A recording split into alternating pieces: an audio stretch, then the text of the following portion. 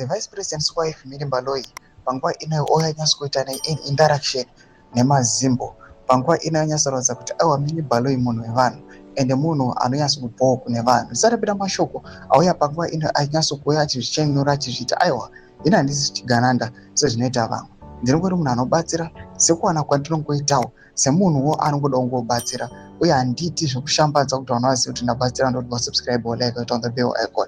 Yesterday we made another video yemusikana uya akapiwa birthday present after she was promised kuti achatengerwa Nando's naMini Mbaloi. Panguva ino Mini anobuda nyora achiti mazimbo musadaro hanzi $100 USD yamakaparo the dark girl ishoma. One Nando's meal is what I promised and is what I gave her. In fact, yakawandisa. Kofu chicken imari koko. Well, we live in a society where we are now afraid to give people $100 because vajaira kupiwa ma 100,000 if not 1 million. Ini ndopa zvandino afforda and enough for the purpose.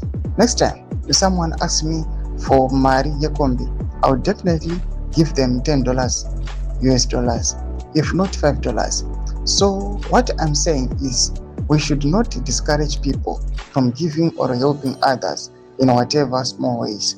It's the thought that counts, and I'm happy Ru really appreciated what I gave her, and I'm forever grateful for her acceptance. It's unfortunate she posted out of appreciation and I shared the post too. Otherwise, it was not even worth news. Ini hangu ndicharamba ndichipa according to kuwana kwandinoita. Sorry kune vachaita offended nazvo. Besides, biblically it is not encouraged to publish when you help others, but if the receiver prefers to, is their right to do so. It's not.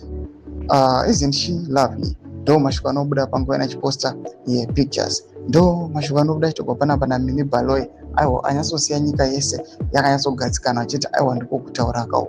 Bera comment section medu dzafungura any more kudi pamusoro pechitiko ichi. So subscribe or like, continue to on the bell icon.